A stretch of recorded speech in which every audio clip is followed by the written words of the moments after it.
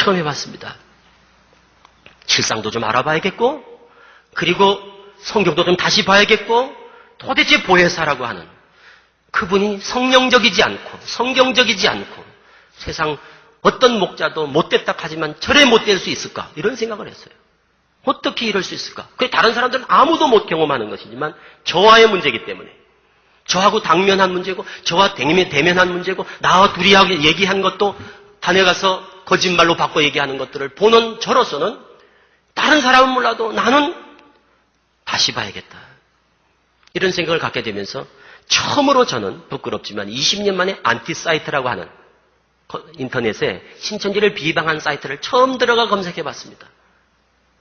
그전에는 한 번도 열어볼 필요성도 못 느꼈고 그것이 시간도 없었고, 그런데 이제 쉬겠습니다 하고 매일 새벽부터 밤 12시까지 이리 뛰고 저리 뛰다가 좀 쉬고 집에 있으니까 할 일이 없지 않습니까? 그러니까 뭐 했느냐? 이걸 본 거예요. 인터넷 들어가서 그걸 두드려 본 거예요. 그거 보니까 다 맞는 얘기예요. 그 인터넷. 신천지를 비방한다 했던 것들이 비방이 아니라 다 사실이었습니다. 그러면서 제가 이제 실상에 대해서 한번 캐봐야겠다. 그리고 실상의 인물들을 좀 만나봐야겠다. 여러분들, 신천지는 실상이라는 게 있습니다. 일반 이단들이 그냥 성경 가지고 이렇게 짝을 찾고 하는 건 해도 이것의 실상이 누구다, 그 실상 때문에 신천지는 자부감을 가지고 말씀이 최고다라고 자부하는 거거든요. 7머리 10뿔 가진 짐승이다 하면은 7머리가 누구누구다, 10뿔이 누구누구다, 이런 것들이 다 실상이 있습니다. 7대접 하면 7대접은 누구고, 7뿔 하면 7뿔은 누구고, 이런 실상이 있습니다. 그 실상이라는 것도 아무도 확인한 적이 없습니다. 왜? 강사들도 확인 안 했을 거고, 그거는 틀림없는 것이 강사들을 가르치는 제가 확인을 안 했으니까 제 자신도 한 번도 그 실상에 대해서 내가 내 눈으로, 내 손으로 확인해 본 바가 없다는 사실을 뒤늦게 깨닫게 됐습니다. 그러면서 참 어떻게 우리가 그렇게 그것을 쉽게 수용하고 받을 수 있었을까? 그걸 생각해 보니까 앞서 말씀드린 그런 겁니다. 성경이 맞으니까, 성경대로니까 따지고 알아보고 할 것 필요성도 못 느끼는 거예요. 그러다가 이제 처음으로 제정신이 들어온 거예요. 20년 만에 총회장의 그 반응하는 모습, 그 과민하게, 그리고 과잉 대응을 한 거죠. 그냥 때려잡으려고. 지금 생각하니까 이해가 되죠. 이렇게 생각한 거죠. 내 정체를 들켰다라고 판단하니까 거기에 대해서 두드려 잡는 것에 그 방법밖에 없었던 거예요. 그래서 아주 내장을 시키려고 그러더라고요. 그것을 경험하면서 오히려 그 덕분에 제가 깨어났죠. 그때 만일 그래, 너희들 다시 돌아와서 다시 한번 잘해보자 했으면 큰일 날 뻔했습니다. 다시 들어갔을 겁니다, 분명히. 그런데 그 모습을 보면서 저희들이 근본적인 것을 바라보게 됐죠. 정체를 보게 됐고 실체를 깨닫게 된 것이었습니다. 그러면서 제가 실상을 캐기 시작했습니다. 제가 가장 관심을 가졌던 건 뭐냐? 어떻게 초등학교밖에 나오지 않았다는 저 불황무식한 세상의 문공부 혜택을 받지 못했다고 스스로 얘기를 하거든요. 그런 사람의 입에서, 머리에서 어떻게 이런 교리가 거짓되고 헛된 것이지만 결론은 그래도 이런 정도의 교리가 나올 수 있었을까라는 것이 저는 미스테리였습니다. 그래서 그 교리의 출처를 캐는데 저는 심혈을 기울였고, 그리고 하나씩 저는 쭉 역사를 제가 봐왔기 때문에 어렵지 않게 딱 확인했습니다. 그게 바로 이만희 씨 신앙 전력부터 우리가 확인해야 조금 이해가 될 겁니다. 이만희 씨는 1950년대 말부터 전도관이라는 데를 들어갑니다. 박태선 씨가 교주로 있었던 전도관이라는 데를 들어가게 됩니다. 그리고 본인이 거기에 성령의 이끌림으로 들어갔다라고 얘기를 하지만 지금 생각해보면 성령이 왜 이단한테 이끌어갔을까? 이것도 참 생각해볼 얘기입니다. 그러나 제가 개인적으로 알아본 바로는 거기에 들어갈 만한 이유가 또 있었습니다. 전혀 성경적이지 않고 성령적이지 않습니다. 그리고 유재열 장막 성전에 또 거기서 나와 60년대 말, 그러니까 67년, 8년경에 유재열 장막 성전에 또 들어가게 됩니다. 그리고 잠시 또 통일교 쪽의 교리를 먹었던 모경득이라고 하는 사람 밑에 또 잠시 제자로 들어갑니다.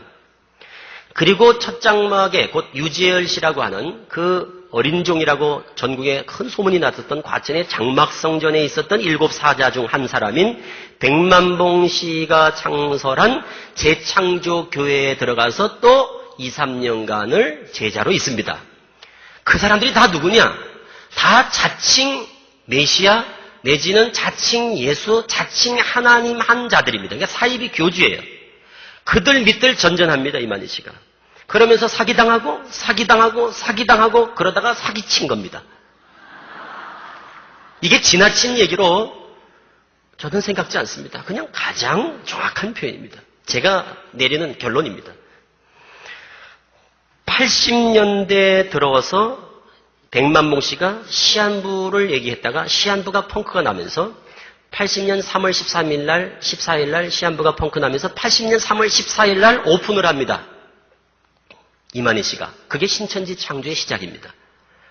그 백만봉 씨 뒤를 이어서. 그래서 훗날에 백만봉 씨 밑에서 나왔다 해서 자기가 사대에서 나온 몇 사람, 그래서 백만봉 씨 재창조교회를 사대교회의 실상이다. 이렇게 얘기를 합니다. 그리고 80년 3월 14일 날 시작된 그 신천지가 전 3년 반, 후 3년 반 해서 7년으로 날짜를 정하게 되고 87년에 그래서 인치는 역사의 시작, 신인 합일의 탄생 이런 얘기들이 나오게 됩니다. 그런데 어떻게 이제 교리가 형성이 됐는가 하는 것들을 살펴보면 그 전도관 교리가 뿌리를 이룹니다. 거기서 아주 큰 영향을 받습니다. 대체적으로 이런 것들이죠. 동방, 시온, 그리고 감람나무, 두증인 이런 것들은 그쪽의 그 교리들을 많이 보게 됩니다. 또 천년성 이런 것들이죠. 그리고 이긴자 사상.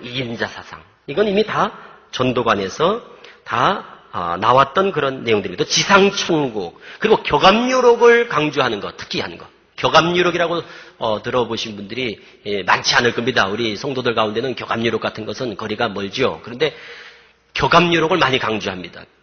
그게 박태선 재단에서 박태선 씨를 메시아로 만들기 위해서 박태선 씨의 지시에 의해서 조작된 위서거든요. 그것이 신천지뿐만 아니라 박태선 계열의 또 한국 교회 사이비 교주들 다 공통적으로 많이 인용하는 그런 예언서라고 합니다. 그리고 첫 장막의 주요 교리들이 또 거기 또 업그레이드되고 해서 조금씩 더 보태진 것들입니다.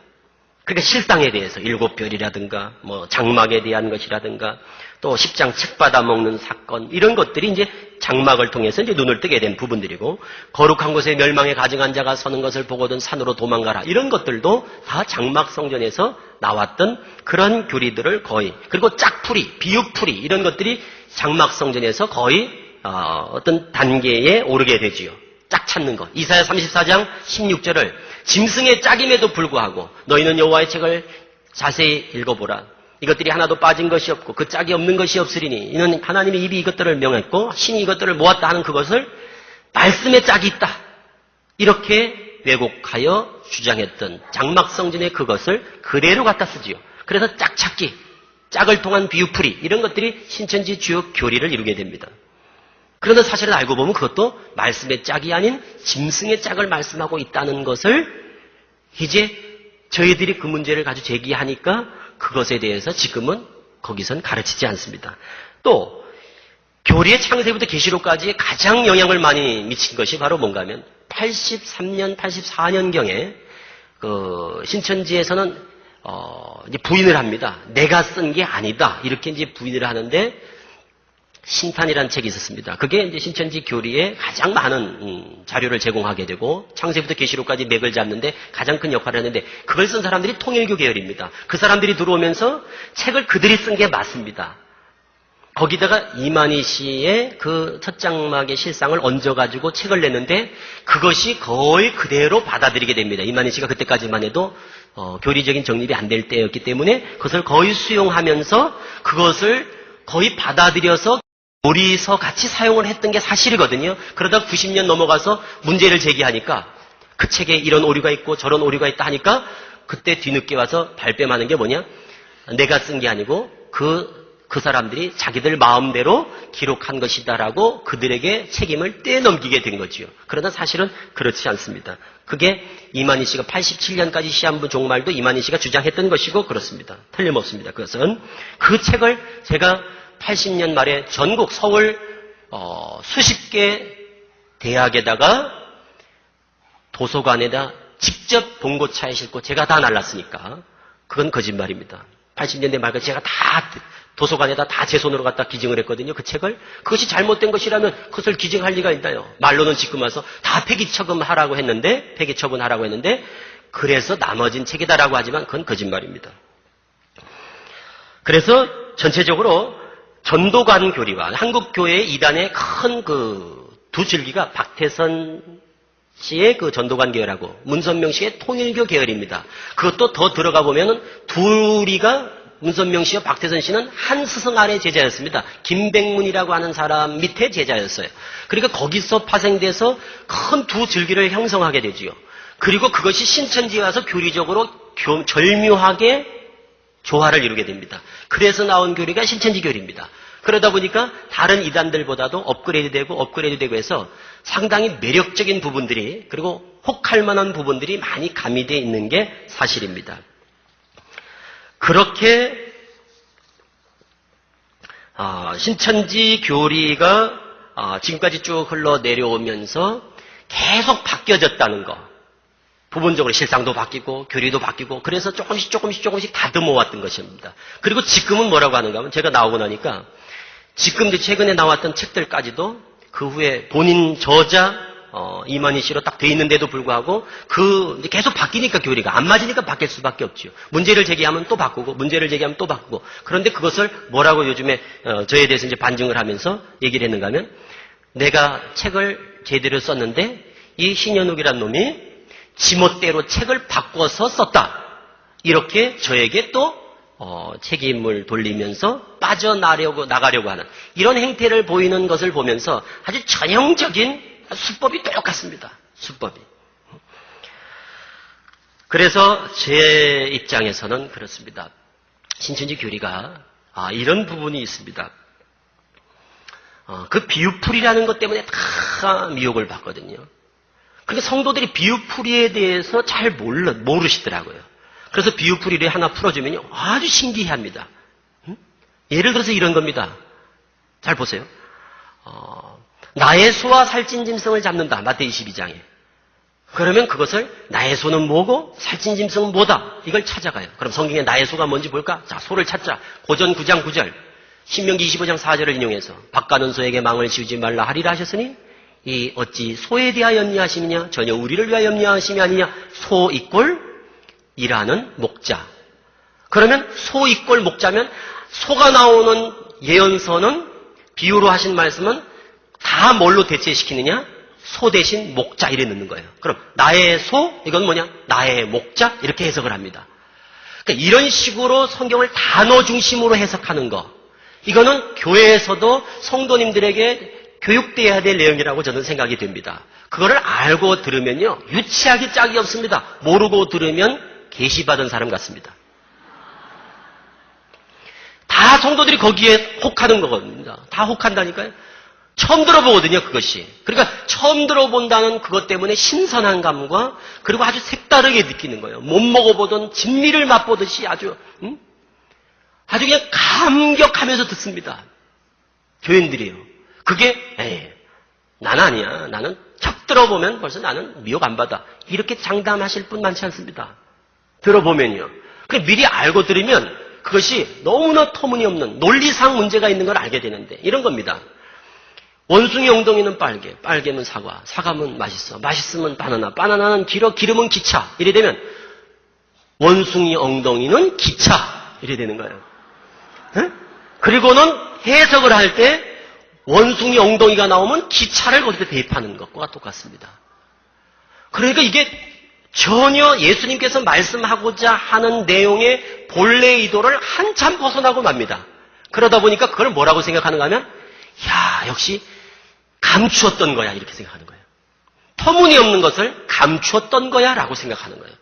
저도 거기에 대해서 제가 그거를 얼마나 자부감을 가지고 겁 없이 세상에 누구든지 다 나와라 이렇게 외쳤던 사람입니다.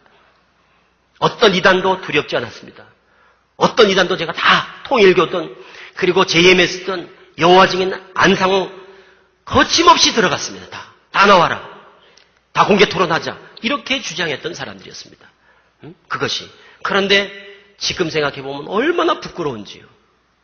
그것이 얼마나 터무니없고 황당무계한 것인지를 이제 성경의 전체적인 눈을 떠보니까 그게 바로 성경을 나무만 가지고 붙들고 씨름하지 숲을 보지 못합니다.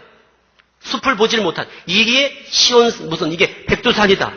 이게 무슨 금강산이다. 이런 산을 통해서 이 산이 무슨 산 이런 식으로 봐야 되는 나무 하나를 붙들고 씨름을 하는 거예요. 그러다 보니까 그냥 하나만 집중해서 바라보니까 그것이 눈을 가려버리는 겁니다. 그리고 다른 것들을 전혀 보지 못하게 만들어버려요. 그러다 보니 거기에 푹 빠집니다. 아가서 2장 15절 포도원을 허는 여우를 잡아라. 이런 것들이 이제 저희 특강 제목들이었습니다. 그럼 포도원을 허는 여우를 잡아라는 것도 처음 들어보셨을 거예요. 그럼 포도원은 뭐냐? 성경 몇 장면? 이사야 5장 7절. 포도원은 이스라엘. 오늘날 이스라엘은 교회. 여우는 뭐냐? 에스겔 13장에 여우는 거짓 선지자. 그럼 뭐냐? 포도원을 허는 여우는 교회의 거짓 목자들을 잡아라. 몽둥이로 잡느냐? 몽둥이는 성경에 이사야 11장에 말씀은 몽둥이. 이런 식으로 다 성경에 나와 있는 것들을 몇 장 딱딱 찾아가지고 성경을 공식 풀듯이 수학 공식을 대입해서 답을 도출하듯이 풀어갑니다. 그러면 쫙 칠판 놓고서 쫙 풀어보면요. 답이 딱 떨어지면 성도들이 입을 다물지 못합니다. 야 웃긴다 이래야 되는데 야 수준이 보통 수준이 아니다. 우리 목사님한테는 들어보지 못해서 말이 안 되니까 안 하지요. 응? 말이 안 되는 거니까 안 한 건데 성도들이 생각할 때는 몰라서 안 한 줄 압니다. 그리고는 그걸 이렇게 얘기합니다. 계시된 말씀, 이제 열려진 말씀, 감추었던 만나, 봉함되었던 것 이렇게 가르치는 거예요. 그래서 성경을 통으로 보질 못하고 장장 보질 못합니다. 다 쪼개서 보고 찢어서 보고 나누어서 보고 아전인수격으로 뽑아서 보는 것에 익숙해 있습니다. 그래서 거기 공부하는 사람들이 성경 가지고 다른 내용들 이렇게 질문하면요. 잘 몰라요, 강사들이. 강의하면 제 비디오 테이프 갖다 놓고 그거 보면서 공부해가지고 달달달 앵무새처럼 그거 보고 외워서 강의하는 거거든요. 다른 내용 질문하면 모릅니다. 왜? 이만희 씨가 그렇기 때문입니다. 이만희 씨가 성경에 대해서 전반적인 내용들을 몰라요. 그것만 늘 가르치는 것만. 그리고 한글 개혁 성경을 고집한다는 사실도 재미있는 사실입니다. 한글 개혁 성경을 고집한다는 거예요. 그러니까 결국 이런 거. 성경에. 계시록 1장에 아시아에 있는 7교회에 편지하노니 이러면 우리는 이 배경을 알잖아요. 성경을 공부를 한 분들은 이 소아시아의 7교회, 에베소부터 시작해서 그 아시아가 지금 5대양 6대주의 지금 입장에서 이 아시아를 말하는 것이 아니다 하는 정도는 다 알지 않냐 이 말이에요. 그런데 그것을 부각시키죠. 봐라. 5대양 6대주 중에 어디서 이루어져야 되느냐? 아시아에서 이루어져야 된다. 동방은 어디냐? 대한민국이다 이런 거예요. 그래서 동방 얘기는 박태선 때부터 나온 겁니다. 그래서 동방하면 우리나라가 동방이라고 생각을 하는 거예요. 그럼 성경에서 말하는 동방이라는 것은 기준이 다른 거거든요. 그 동방이라고 동서남북을 가르는 기준이 어디를 기준으로 동서남북이냐? 이게 다른데 우리나라가 동방이라고 생각하는 거예요. 그래서 재미있는 얘기가 있습니다. 청계산이라고 있습니다. 과천에. 그게 장막성전이 있었던 그 산입니다. 그래서 그 청계산이 하나님께서 임하신 곳이다. 그래서 과천을 성지라고 하고 청계산은 하나님이 강림하신 산이다. 그러면서 얘기하기가 청계산이 풀을 청자 신의 계자 매산자다. 옛날 모세 때는 무슨 산에 임했느냐? 신의 산에 임하지 않았느냐? 오늘날도 신의 계자를 쓰는 청계산에 임한 것이니 오늘날 청계산이 마치 못해 신의 산과 같은 것이다. 이런 얘기를 혼자 생각하는 게 아니라 아주 큰 깨달음을 얻은 것처럼 대중석상에서 단에서 그런 얘기를 합니다. 그거 가피플에 보시면 그 동영상으로 떠 있을 겁니다. 그러니까 이런 것들이 부끄러운 줄도 모르고 얘기를 하는 거예요. 그게 마치 사실인 양. 제가 강의할 때 그런 얘기를 한 적이 있었습니다. 그 안상홍 증인회라고 있습니다. 요즘 또 신천지 못지않게 또 아주 골치 아픈 그 안상홍이라는 사람을 하나님으로 믿는 안증회라고 하죠. 안상홍 증인회 거기서 그 가르치는 내용 중에 이런 얘기가 있습니다. 이사야 2장 2절에 여호와의 산이 모든 산 꼭대기에 굳게 설 것이요 여호와의 전의 산이 작은 산위에 뛰어난다 이런 말이 나옵니다. 말이래 여호와의 전의 산이 이럴 때 전의 산 이런 말이 나옵니다. 여호와의 전의 산이 이 말은 집전자를 쓰고 매산자를 쓰는 거 아닙니까? 전의 산이 이 말은 하나님의 집, 곧 하나님의 산 이 말인데 그게 한자 성경을 보면 그냥 집전자입니다. 그런데 그것을 뭐라고 사람들이 말하는가 하면 전의 산. 그래서 충남 어딘가 전의 산이 있더라고요. 전의면이 있더라고요. 그래서 그 전의면에다가 큰 예배당을 지어놓은 걸 TV로 제가 봤어요. 그걸 보면서 얼마나 배꼽을 잡고 웃었는지 모릅니다. 그런데 이만희 씨도 그 못지 않더라 이 말이에요. 그거는 한글 개역 성경을 통해서만 그들이 주장할 수 있는 근거가 제공됩니다. 그러니까 사이비 교주들의 특징 중에 하나가 뭐냐면 한글 개역 성경을 고집하더라 이런 얘기예요. 그러니까 다른 버전의 성경을 용납하지 않습니다. 왜? 그걸 가지고 다른 걸 가지고 나오면 그런 낱말이 없거든요.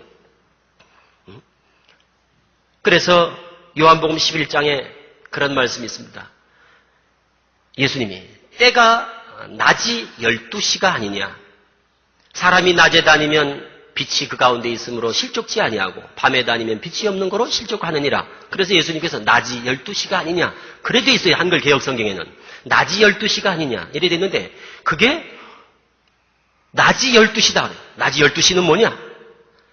정오다. 정오는 뭐냐? 그림자가 없는 때다. 해가 중천에 떠 있을 때다. 그래서 그림자가 없을 때다. 그 성경적으로 그림자는 뭐냐? 율법은 장차 오는 좋은 일의 그림자요. 그러니까 율법이 끝날 때 누가 오심으로? 예수님이 해 대신, 태양 대신, 빛 대신 예수가 오심으로 그림자, 율법이 끝났다. 그래서 신천지에서 초창기에 12시 예배를 드리게 된 근거가 그것입니다. 신천지는 12시 예배를 드립니다. 보통 교회가 11시 예배 드리는데 그냥 12시 예배를 드려 왜 그러냐 했더니 그 강사님 그래 설명을 하더라고요. 낮이 12시가 아니냐. 예수님도 12시라고 얘기를 했다. 그리고 그건 중천에 떴다는 것이다. 뭐 이런 식으로 얘기를 하는 거예요.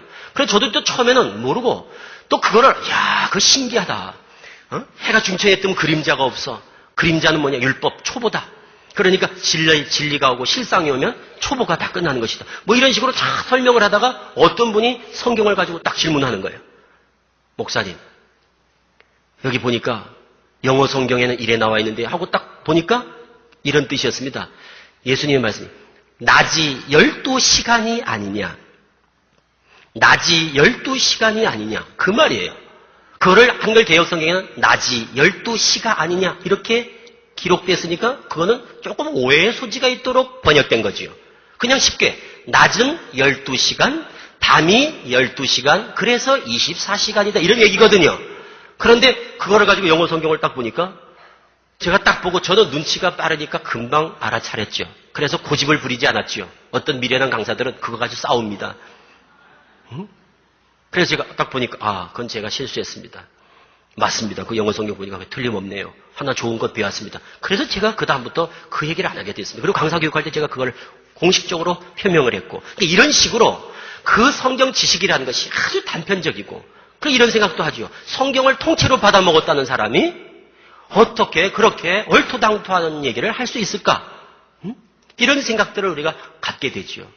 그리고는 한글 개역 성경을 고집하더라고요. 제가 이 사건이 있어지고 나서 성경을 가지고 질문을 했습니다. 앞으로 모든 사람들이 공동 번역을 본다거나 또 모든 사람들이 새 번역을 본다거나 이런 킹제임스 버전 같은 걸 만일 보게 될 경우 어떻게 하시겠습니까? 그때도 개역 성경을 고집하시겠습니까? 그랬더니 내가 받아먹은 책이 진짜다 이러시는 거예요.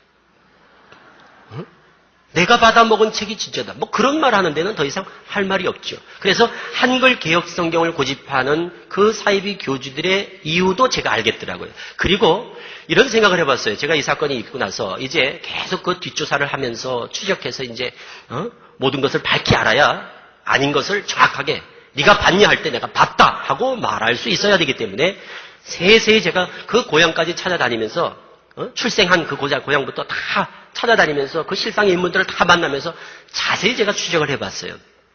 근데 그런 것도 있습니다. 사이비 교주들이 많이 못 배운 교주들이 많다는 거예요. 그러니까 대학 나온 교주가 별로 없더라고요. 대학 나온 예수가 별로 없고, 자칭 예수가. 대학 나온 자칭 하나님이 별로 없다는 거예요. 왜 그럴까 생각을 해보니까 어느 정도 배우면 그 유치한 것도 급수가 있거든요. 그렇기 때문에 너무 지나친 얘기를 할 수가 없어요. 나 부끄러워서. 그런데 안 죽는다 이런 거 보세요, 여러분들. 예? 극단적으로 나 안 죽는다 이런 말은, 우리가 안 죽어 이 말은 사실 참 말하기도 힘들지만 믿기도 어려운 거란 말이에요. 그런데 그런 말들을 서슴없이 할 수 있는 건 뭔가 하면 무식하기 때문입니다. 그런 생각을 해봤어요. 어떻게 그런 말을 할까? 그런데 보니까 무지하기 때문에 그런데도 겁이 없어지더라고요. 그런 부분에 겁이 없는 거예요. 많습니다. 그런 교주들이. 사이비 교주들 중에 황당무계한 주장하는 사람들. 그래서 허황된 것들을 얘기해도 쫓아가는 사람들. 이런 데는 심리적으로 이런 요인도 있다고 생각합니다. 성도들의 욕심이 아니냐. 제가 개인적으로 회개하면서 내가 도대체 뭘 붙들고 그곳에서 20년이라는 세월을 보낼 수 있었을까라고 생각해 보니까요. 솔직한 얘기로 욕심이었습니다. 무슨 욕심이냐? 가르치는 욕심이었어요. 하루 종일 저는 가르치는 재미에 빠져서 그냥 그것이 재미있고 그것이 그냥 너무 즐겁고 거기에 그냥 빠져가지고 뭐 신선 노름에 도끼자루 썩는 줄 모른다는 것처럼 저는 이 가르치는 게 아주 신선 노름이었어요. 이것은 또 하나의 나의 욕심이고 탐심이고, 그리고 그것은 나의 그것 자체가 결국 욕심을 채워가기 위한 바람직스럽지 못했던, 성경적이지 못한 그런 모습이 아니었는가. 그래서 욕심 잉태에 죄를 낳는다 하는 그 원인을 다른 사람에게 돌리지 말고 분명히 원인이 있을 것 같습니다. 그래서 저는 그게 다 욕심이 있구나. 그럼 저 사람들은 뭐 때문에 올인을 할까? 결국은 뭐냐면 영생이에요. 영생. 안 죽는다. 이거 안 죽는다. 그러다 보니까 영생이라는 것에 눈이 멀면요, 다른 좌우를 돌아보지 않게 되더라고요. 그래서 저는 이런 비유를 듭니다. 그 다단계에 빠진 사람들을 저희가 많이 상담을 해보거든요. 교회에서 많은 문제가 되기 때문에. 그 사람들하고 똑같습니다. 얼마 이상 하면, 매출을 올리면 당신한테 떨어지는 수익이 얼마야? 어마어마한 돈을 약속을 합니다. 그럼 어떻게 되냐? 그것이 예를 들어서 이렇게 투자하면 1억을 투자하면 2억을 벌 수 있어 하면 1억은 보이지 않습니다. 2억만 보여요.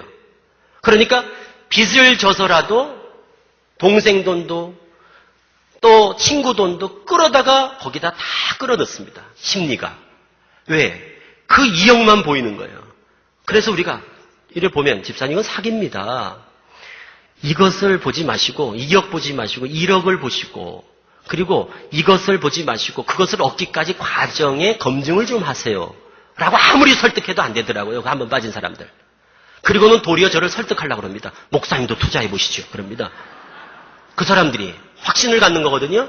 그러면 결론은 이러죠. 집사님 안 되겠습니다. 그러면 최소한 투자하세요. 방법은 그 방법밖에 없어. 최소화할 수밖에 없어요. 절대 그 고집을 못 걷더라고요. 그리고는 나중에 그러죠. 목사님 말씀 들을 걸 그랬습니다. 이럽니다. 제가 볼 때 그 심리가 똑같습니다. 눈이 멀은 거예요. 무엇에? 영생에. 영생에 눈이 멀었어요. 그러니까 안 죽는다 하는 것 때문에 지금 앞뒤 보지도 않고 달려가는 거예요. 마치 그냥 불을 보고 달라드는 불나방처럼. 그리고 달라들어요. 그리고 다시 한번 보세요. 영생도 좋지만 안 죽는 것도 좋지만 그것을 가능하게 하는지에 대해서 먼저 한번 점검을 해봐야 되지 않겠느냐. 통하지 않습니다. 이미 그들은 그것을 향하여 매인배가 되었고 잡혀 있어요. 그리고는 그냥 밀려갑니다.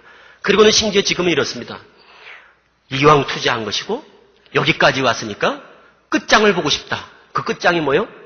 이만희 씨가 죽나 안 죽나 보자. 이거에 지금 최대 관심사가.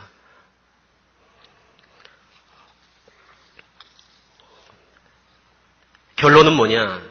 이렇습니다. 이만희 씨가 너무 어렵게 자랐고, 그리고 개인적인 핸디캡도 있고, 배우지 못한 것, 또 없이 살았고, 고생도 많이 하셨어요. 그리고 이단들에 빠져서 몇 차례를 벌써 이단 교주를 스승으로 모신 경험들이 많잖아요. 그런 과정을 통해서 제가 볼 땐 장막 성전에서 나오면서부터 그런 꿈을 키우지 않았는가. 그래서 시골에 낙향에 있는 동안 성경을 많이 보게 됐고, 그리고 백만몽씨 밑에 들어가서 결정적인 단서들을, 성경을 많이 공부를 했던 것 같고 백만모 씨를 만나보니까 그곳에서 많은 것을 얻었어요. 그리고 80년에 이제 한번 해보자 하고 시작을 했는데 본인 기대보다 너무 속된 말로 대박이 났습니다. 전혀 그렇게까지 예상을 하지 않았습니다. 그냥 시작을 했는데 이게 어떻게 하다 보니까 너무 커져버렸어요. 그리고는 제가 볼 때는 감당할 수 없는 지경까지 왔어요. 사이비 교주들은 제가 만나본 바 두 가지 부류가 있습니다. 하나는 자기 확신범이 있습니다. 이분들은 뭐냐면 이런 사람들은 내가 하나님이 맞다는 거예요. 내가 예수가 맞다는 거예요. 내가 책 받아 먹었고 내가 본 게 확실하다. 목에 칼이 들어와도 나는 받았다. 이런 사람이 있습니다. 이런 사람들은 마치 신내림 받은 무녀처럼 점쟁이처럼 딱 신이 주장하고 있는 거예요. 거짓말이 아닙니다. 그게 받았다는 게 아니라 본인이 그렇게 확신하고 있는 거예요. 그러니까 완전히 홀린 사람과 같습니다. 이런 분들이 있어요. 그런데 그분들은 대략 보면 착하더라고요. 그런 분들이 보면 악하지 않고 그래도 착하더라고요. 신이 임해서 나를 주장하고 있다고 하니까 윤리적인 도덕적인 타락상을 별로 보지 못하는 케이스입니다. 그런데 또 하나의 경우가 있습니다. 어떤 경우가 하면 아닌 줄 알면서 해먹는 부류가 있습니다. 이거는 아주 작정을 한 사기꾼들입니다. 그러니까 자기가 아닌 줄을 너무 잘 아는 거예요. 그러니까 처음부터 의도된 것들이죠. 이런 사람들은 양심이 없습니다. 이런 사람들은. 그러니까 의도적으로 처음부터 거짓으로 역사를 시작해 나가는 거예요. 처음부터 아주 작정을 하고. 그리고 그것이 27년이 80년부터 시작했으니까 27년 동안 흘러오면서 저는 그걸 봤습니다. 거짓에 참 능통하구나 하는 것을 저는 이번 사건을 통해 경험한 거예요. 왜? 저에 대한 것은 제가 확신하지 않습니까? 다른 사람에 대한 얘기는 삼자 입장에서 판단을 유보할 수 있지만 제 문제에 대해서 하는 그것에 대해서는 제가 확신할 수 있지 않습니까? 저는 새빨간 거짓말이다. 7개월 동안 저에 대해 쏟아낸 그 모든 말들이 100이면 100가지가 다 거짓말이었거든요. 신천지 성도들이 그 사실을 아무도 모르고 있습니다. 그냥 의혹만 가지고 있고 의아해하고 있지요. 진짜 그랬을까? 하지만 그래도 총회장 말을 믿지 제 말을 믿겠습니까? 왜? 죽지 않는다는 말도 믿는 사람이 무슨 말을 못 믿겠습니까? 네? 이미 그렇게 기울어진 거거든요. 그래 다 믿는 거예요. 그러나 저는 봤지요. 저는 알지요. 저는 알죠. 그게 다 거짓말이란 것을. 그걸 보면서 저는 생각했습니다. 야, 어떻게 저렇게 거짓말을 천연덕스럽게 그리고 거짓말을 저렇게 자연스럽게 할 수 있을까? 어? 너무 잘하는 거예요, 거짓말을. 눈 하나 깜짝하지 않고. 그런 얘기를 하는 걸 보면서 이게 거짓으로 얼룩진 역사구나. 거짓으로 점철돼 왔구나, 지금까지. 그래서 딱 결정을 했습니다. 저거는 그냥 사기꾼이다라고 결론을 내린 거예요. 그리고 생각했지요. 이거를 입 다물고 있어서는 이것도 비겁한 자가 될 것이다. 제 자신이 비겁한 자가 될 것이다. 제가 처음에 딱 양심선언하고 나와서 너무 머리가 아프고 제 자신도 추스를 그런 정신이 없어요. 그래서 어디 멀리 떠나려고 그랬습니다. 그랬더니 나온 성도들이 한 7, 80명 나왔습니다. 제 말을 듣고 그리고 그 성도들이 우리를 그와 같이 버려두면 어떡하냐 해서 붙잡는 바람에 모임체를 쉼터같이 상처받은 영혼들이 쉼터처럼 모이고 있는 겁니다. 그러면서 우리를 두고 어디 가냐? 그럼 우리가 어떡하란 말이냐? 그래서 정말 그 죄의식을 가지고 속지 않은 마음으로 제가 있어서는 안 되겠다. 더 이상 가만히 있을 수 없다. 사기꾼을 정체를 알았을 때 사기를 당한 입장에서 더 이상 피해자를 막을 길은 빨리 그가 사기를 치는 자라는 것을 많은 사람들에게 알리는 것이 내가 할 수 있는 속죄의 길이 아닌가 이런 생각을 해서 제가 마음을 먹게 되었습니다. 그리고 분명히 앞으로 외칠 겁니다. 분명히 제가 힘 닿는 데까지 그리고 그 정체를 그리고 신천지의 그 실상을 정확하게 폭로하고 알려서 더 이상 한국교회의 해가 되지 않고 PD수첩에 나온 이후에 제 사건이 있었죠. PD수첩 나온 다음에 지금 신천지는 아주 핵폭탄을 맞은 기분일 겁니다. 정신이 없습니다. 지금 신천지 창조 역사 23년 크게 보면 한 27년 이래로 가장 위기를 맞고 있다고 진단합니다. 스스로 그쪽에서. 그리고 지금 온 그냥 경계령이 떨어졌습니다. 그리고 전 성도들 주소를 연락처를 전화번호를 다 바꿨습니다. 왜? 제가 전화할까 봐. 한 통화도 안 했거든요. 다 바꿨습니다. 제가 미혹할까 봐.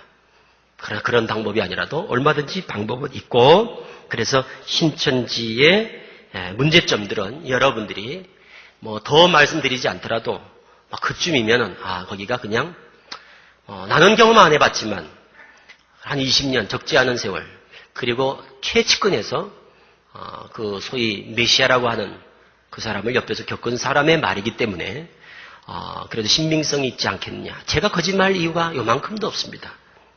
제가 거짓말할 이유가 이만희 씨는 거짓말을 해야 될 이유가 풍성하지만 저는 거짓말을 해야 될 이유가 요만큼도 없는 사람입니다. 그래서 신천지 성도들은 마치 이와 같습니다. 저 옛날 부시맨이라는 용어가 있었죠. 이렇게 아프리카에 빈병이 콜라병 떨어지니까 그것을 가지고 소동이 벌어지듯이 마치 어디 저 원주민 아주 오래된 아주 미개한 문명 혜택을 받지 못한 그 원주민들이 라디오 하나를 가지고 발견해서 그것을 하도 신기하니까 막 소리가 나고 막 거기서 노래가 나오고 그러니까 그것이 하늘에서 내려온 신이라고 생각해서 그것을 신으로 신주단지 모시듯 하는 현상과 똑같습니다. 신천지 교리가 그렇습니다. 그런데 알고 보면 백화점이나 가게 가면 진열장에 즐비한 것입니다. 신천지에서 경험하는 그 아주 솔깃한 비유풀이라고 하는 것이 나와보면요, 이단들 다녀보지 않습니까? 이단들이 다 써먹는 교리들이고 이단들이 한결같이 자기들이 받았다라고 주장하는 그냥 널려있는 것들이라는 사실을 보게 되면 통일교 교리도 한번 가서 들어보고 박대선 전도관의 그 교리도 한번 들어보면요, 이것이 이만희 씨가 받은 것도 아니고 창조한 것도 아니고 만들어낸 것도 아니고 옆집에서 다 팔고 있는 것 깨다가 내가 만들었다 하고 속여 파는 것에 지나지 않는다는 것을 깨닫게 되면 그들이 눈을 뜰 텐데 그것을 못합니다. 다시 말하면 확인을 안 해봅니다. 돌아보질 않습니다. 좌우를 돌아보질 않아요. 자, 마무리를 짓겠습니다. 제일 중요한 것은 이겁니다. 여러분들이 이제 중요하게 들으셔야 될 내용은 지금까지 내용들은 그냥 저의 간증이라면 이제 중요한 것은 앞으로 대처 방안입니다. 섭외 방법이 있습니다. 신천지 사람들은 섭외 방법이 독특합니다. 그거를 섭외한다고 그럽니다. 전도 이렇게 하는 걸 섭외한다고 하는데 모략이라는 이름 하에 베풀어집니다. 제일 많이 등장되는 게 꿈입니다. 꿈. 그러니까 옆에서 누가 내가 꿈을 꿨는데 이러면 이제 다시 한번 쳐다보셔야 됩니다. 모르는 사람이 잘 아는 분이 그러면 괜찮고 모르는 분이 와가지고는 집사님 내가 어제 꿈을 꿨는데 집사님 같은 분을 만났어요. 뭐 기인을 만난다 하더니 하는 식으로 그래서 거짓말로 접근합니다. 그리고 우연을 가장한 만남을 시도합니다. 그리고 아주 거짓말로 합니다. 다 전도가 거짓말이에요. 그래서 우리가 특공대 교육을 시키면 교육 내용이 뭐냐? 거짓말하는 훈련을 시킵니다. 그리고 시뮬레이션으로 돌립니다. 몇 조 해가지고 연출하고 연기합니다. 그 정도로 훈련돼서 보이기 때문에 어설프게 하지 않습니다. 그러므로 그 수법을 알고 계셔야 돼요. 수법을 설문지를 이용하기도 하는 방법들이 있는데 요즘은 많이 사용하지 않는 방법입니다. 가가호 방문도 실시합니다. 이렇게 저 북한 선교하는데 필요한 물품들을 협조를 받고 있습니다. 뭐 성경책이 있습니까? 뭐 헌옷이 있습니까? 이런 식으로 가가호 방문하는 분들. 그리고 대학가 동아리, 위장 동아리, 문화센터, 심지어 요즘은 카페 같은 거. 그래서 복음방이란 걸 합니다. 신학원으로 데려가지 않고 복음방을 개설합니다. 곳곳에다. 가정에서도 하고 미장원이면 미장원에서도 하고 무슨 가게에서는 가게에서 하고 조그마한 홀을 얻고 센터를 얻고 카페에서도 하고 이렇습니다. 장소를 가리지 않고. 그리고 최근에는 영어를 가르쳐준다고 해서 또 모이기도 합니다. 그리고 최근에 지금 시도하는 방법이 있습니다. 여기도 인천 지역에도 그런 데가 하나 세워졌을 겁니다. 위장교회입니다. 대한예수교 장로회라는 간판을 걸고 집회를 합니다. 어디 외국에서 선교사로 있다가 또 외국의 어떤 교회에서 독일에서 일본에서 심우하던 목사님이 아주 유명하시고 그 계시록의 권위자, 성경의 권위자 되신 분이 우리나라에 들어와서 집회를 합니다. 하고 장로교 간판을 걸고 모집해서 교회에 들어온 성도들을 그 가운데서 추려서 복음방으로 신학원으로 빼돌리는 이런 식으로 요즘 많이 시도하니까 어쨌든 교회 외에 허가되지 아니한 그런 성경 공부 모임에는 발걸음을 하지 않으시면 됩니다. 어떤 과정이 어떤 모략으로 접근을 하든 과정이 어떤 모략으로 접근을 하든, 예를 들어서 뭐 꿈이든, 뭐 이사를 왔다고 오는 경우, 여기 교회에 들어옵니다. 네? 이사 왔다. 또, 집이 멀어서요, 본교회에는 주일날 낮에만 가고 저녁 예배 옵니다. 수요 예배 옵니다. 새벽 예배 옵니다. 금요 철야 옵니다. 또는 구역 예배에 참석합니다. 라고 들어오는 경우들이 있습니다. 그럴 때 여러 가지 이유를 대지요. 이사 왔다. 뭐 이런. 그러니까 요즘 최근에 들어오는 분들에 대해서는 각별히 본인들도 양해를 하셔야 되고 오시는 분들이, 경계를 할 수밖에 없구나. 상황이니만큼. 그리고 성도들도 이해를 하시고 또 교회 측에서도 그것들에 대해서 그런 분들에 대해서 좀 세심하게 살펴서 관리를 하셔야 됩니다. 그래서 심지어 어떤 교회에서는 주민등록번호를 이렇게 다 기재하고 이렇게 해서 확인하고 이런 경우도 있거든요. 그래서 어쨌든 과정은 다양한 형태로 베풀어지지만 섭외 방법은 결론은 어디로 인도하겠어요? 공부 쪽으로 간단 말이죠. 끝내는 성경 공부로 가게 돼 있어요. 내가 잘 아는 선교사님 있는데 한번 만나보지 않겠느냐. 내가 잘 아는 전도사님, 내가 잘 아는 목사님 있는데, 내가 은혜 받은 목사님 있는데, 이런 식으로 접근합니다. 그러니까 어떤 식으로든지 성경 공부를 교회 외곳에서, 다른 곳에서 성경 공부에 대한 힌트라든가 권유라든가 은근히 떠보는 이야기가 나오면 수상하게 보시고 신고를 하셔야 됩니다. 그래서 그것은 우리 성도님들이 하실 몫이에요. 신고 정신을 가지시라는 말씀입니다. 그리고 섭외 장소는 기도원, 특히 강남 금식 기도원, 오살리 기도원 이런 쪽에 많이 갑니다. 그리고 공원, 집회 장소, 건강기구 하는데 연세 드신 분들 그 건강기구 공짜로 하는 데 있죠? 그런데 진을 치고 앉아 있습니다. 그리고 기독서점, 기독카페, 찜질방, 문화센터, 지하철 아주 많이 걸립니다. 지하철에서 많이 걸립니다. 지하철에서 성경책 딱 보고 있다. 이것은 아주 눈독 들이는 사람이 많습니다. 지하철에서 성경 보고 있으면 틀림없이 누가 접근합니다. 그 사람들은, 그래서 그런 사람들을 구경하고 싶은 분들은 성경책을 한번 이렇게 펴보시면 금방 알 수 있습니다.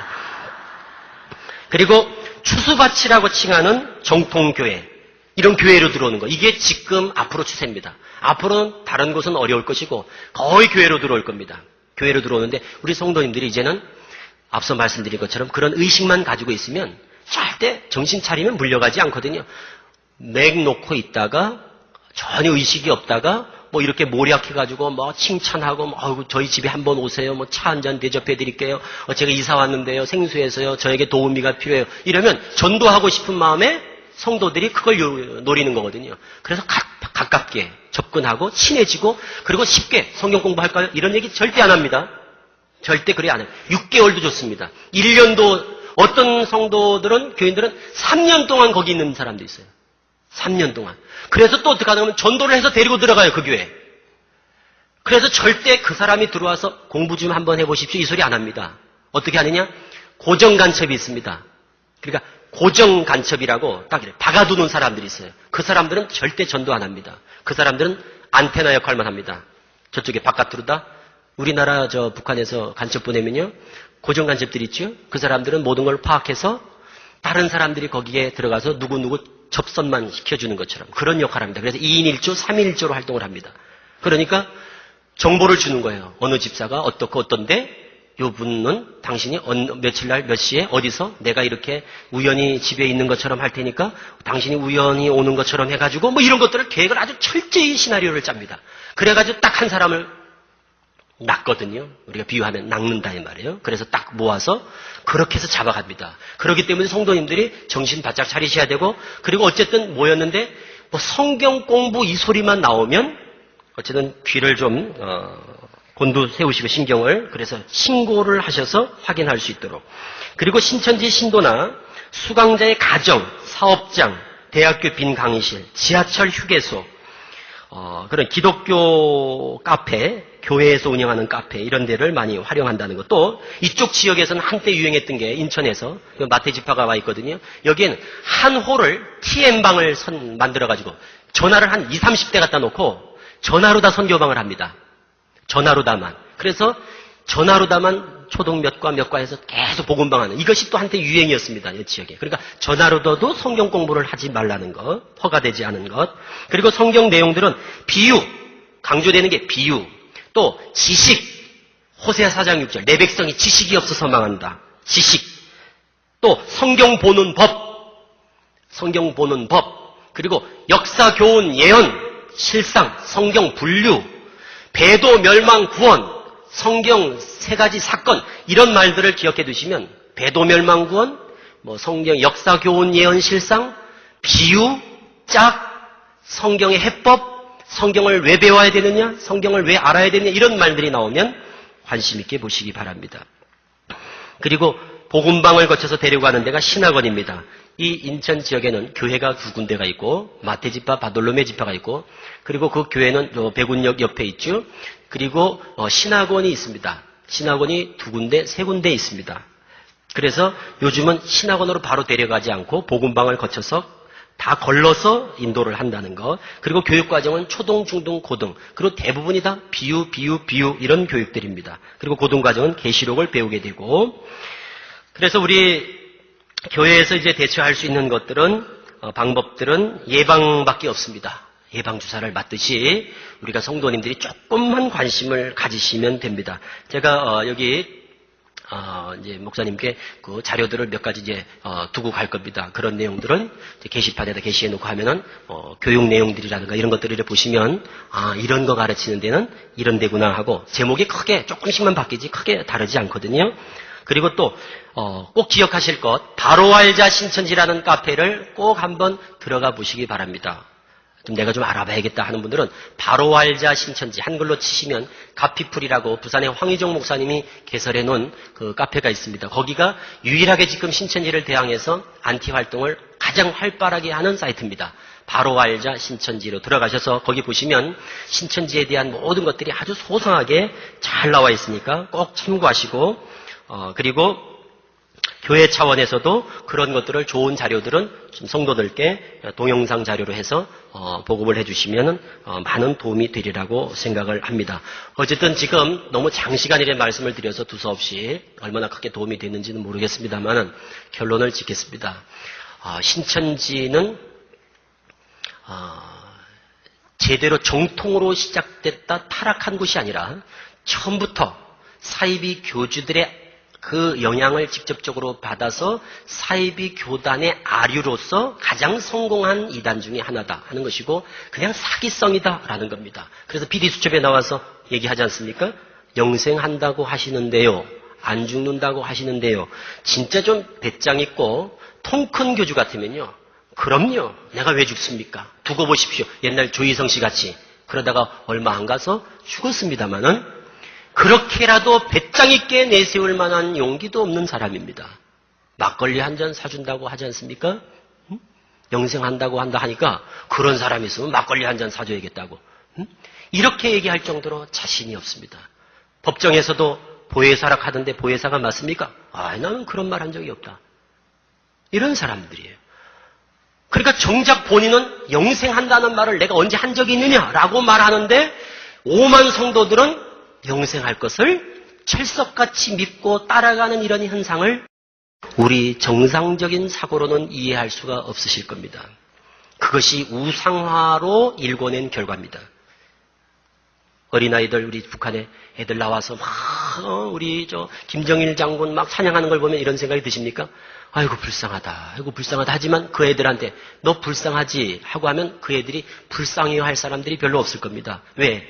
걔들은 진짜 김정일 장군을 찬양하고 있을 겁니다. 왜? 그렇게 배웠기 때문입니다. 우리가 꼭 그렇게 가르쳤습니다. 그 가운데서. 김정일 장군은 7살 때 모든 만물의 이치를 통달하셨고 10세 때 만주벌판에서 말을 타고 항일전쟁을 하셨고 이런 식으로 가르쳐 놓으면요. 그렇게 가르치면 그렇게 배우는 거예요. 우리가 다 실상이라는 것을 미화시켜서 왜곡해서 가장해서 포장해서 그 말이 사실인 줄 알고 다 가르쳐놨기 때문에 오직 절대적 메시아입니다. 그러나 그 진위 여부는 확인하면 알 수 있는 것인데도 확인하려고 아무도 시도하지 않는다는 것. 아마도 제 경우가 돼야 확인을 할 겁니다. 저 경우처럼 본인이 정말 당해보고 겪어봐야만 이거 정말 문제가 있는 것 아닌가에 대한 눈을 뜨지 저도 제가 이런 상황에서 경험하지 않았더라면요. 제가 나올 사람이 아닙니다. 그래서 제가 나오고 나서 다 뭐라고 하는가 하면 먼저 나온 사람이 신교육장이 나올 줄은 몰랐다는 거예요. 응? 다 나와도 신교육장은 남아있을 줄 알았다는 거예요. 응? 그래서 하나님께서 아마 그러한 개혁 그리고 전복 이런 단계를 거쳐서 저를 빼내지 않으셨나 이래 생각을 합니다. 아마 그냥 너 나와 했으면요 저는 절대 안 빠졌을 겁니다. 이렇게 빼내주신 하나님을 찬양하고 다시 예수 그리스도 앞으로 돌아와서 예수님을 마음에 심고 있는 이 시점에서 저희 성도들과 같이 이제 회복하고 있거든요. 얼마나 우리가 감격하고 얼마나 감사하고 기쁜지 모릅니다. 이제 처음 예수 믿는 그런 기분입니다. 그리고 그 세월 속에 예수를 담아야 될 그 마음에 이만희 씨를 마음에 담고 있던 그것을 뽑아내고 예수 그리스도로 채워가는 이 감격과 기쁨을 우리 성도님들이 얼마나 부러운지 모르는 그 부러움을 가지고 제가 하루하루를 살아가고 있습니다. 출애굽기 32장에 우상 만들었던 거 있잖아요. 저는 그 생각이 먼저 들었습니다. 제가 나오자마자 그 설교를 했어요. 바로 성도들한테 앉혀놓고. 그리고 민수기 21장에 노뱀을 달았던 그 설교를 했습니다. 왜 그 말씀을 드렸는가 하면 모세가 산에 올라가더니 안 오는 거예요. 안 오니까 야 우리를 인도한 신을 만들자 해서 금송아지를 만드는 거거든요. 우리는 가신 예수님이 더디 오신다 해서 우리가 아무리 예수님을 맞이할 것이 고대되고 소망한다 하더라도 기다리면 되는데 우리는 급한 나머지 만들어내고 있지 않는가. 그래서 예수님 오시기 전에 거짓 그리스도, 거짓 선지자들이 많이 나타난다고 경고했음에도 불구하고 검증 없이 우리가 메시아로 받아들이는 이런 것들이 어쩌면 우리의 조급함이나 우리의 욕심에서 스스로 양심에 화인 맞아 우상들을 만들어내는 것이 오늘날 사이비교주의 실체들일 것이고 민수기 21장에 출애굽해서 그 이스라엘 백성들이 광야에서 나와서 만나만 주니까 뭐라고 타박을 합니까? 이 먹는 음식이 박하다. 불만하니까 하나님께서 노하셔서 불뱀을 보내 다 물어 죽였어요. 저는 그 생각이 번뜩 들었습니다. 그래서 마지막으로 성도님들에게 드리는 말씀입니다. 우리가 말씀을 듣는데 그것이 날마다 변함없는 만나같이 어떻게 보면 지루하고 어떻게 보면 지겹도록 먹는 예수 그리스도를 믿어야 구원받는다라고 하는 복음이지만 평생 듣잖아요. 그 복음은 영원토록 변함없을 것이고 그것을 박하다라고 음식 타박하는 성도들이 되지 말자 하는 말씀을 꼭 드리고 싶습니다. 다 신천지 빠져오는 사람들이 다 외우시는 줄 아십니까? 다 들어보면요. 말씀이 들을 게 없어서 맨날 그 얘기고 맨날 예수 믿어야 된다는 것. 아니 복음이 변하면 됩니까? 평생을 가는 것인데 영원히 가는 것인데 그리고 우리 목사님은 그런 말씀 안 한다고. 우리 목사님은 계시록도 안 해. 우리 목사님은 비유풀이도 안 해줘. 제가 볼 때 꼭 민수기 11장 그 사람들 같습니다. 그러므로 우리가 먹는 육신의 양식도 타박하지 말아야 되듯이 영의 양식도 주시는 말씀도 감사함으로 받으시고 예수 그리스도로 만족할 줄 아는 신앙은 절대 사단에게 공격의 여지를 주지 않는다는 사실을 기억하셔서 이 우리 모든 기독교 성도들이 또 한국교회 모든 성도들이 예수로 만족할 수 있을 때 사이비 교주들의 발붙일 곳은 없다고 확신합니다. 장시간 들어주셔서 감사를 드리고 기도하고 마치겠습니다. 아버지 하나님 감사합니다. 부족한 종을 통해서 신천지의 실상을 조금이라도 밝히 폭로하며 증거할 수 있는 기회 주심을 감사드립니다. 아버지 하나님 원하옵건대 한국교회에 큰 해를 끼치는 신천지를 비롯한 많은 사이비 교단들이 있습니다. 이단들이 있습니다. 다른 영, 다른 예수, 다른 복음을 전하는 자들이 많습니다. 그 가운데서 우리 성도들 미혹당하지 않도록 말씀의 진리의 생명 대신 예수 그리스도로 만족할 수 있는 굳건한 신앙 허락하여 주옵소서. 두서없이 전했습니다. 필요한 것들로 우리 모든 성도들 마음에 굳게 세워주셔서 이 한국교회, 특히 주한장로교회는 사자같이 양들을 삼키려는 악한 자의 꿰매 빠져 희생당하는 영혼들이 한 심령도 없게 하옵소서. 이제 누구 한 사람 파수꾼이 아니라 모든 성도들이 진리를 수호하고 주한장로교회를 지켜가는 주인의식을 가지고 파수꾼의 사명을 가지고 눈을 크게 뜨고 경계심을 가질 때 어떤 악의 세력도 발불질 곳이 없음을 확신합니다. 저희들에게 이와 같이 예수 그리스도로 큰 기쁨과 소망을 갖게 하신 하나님을 찬양하며 예수 그리스도의 이름으로 기도하옵나이다. 아멘.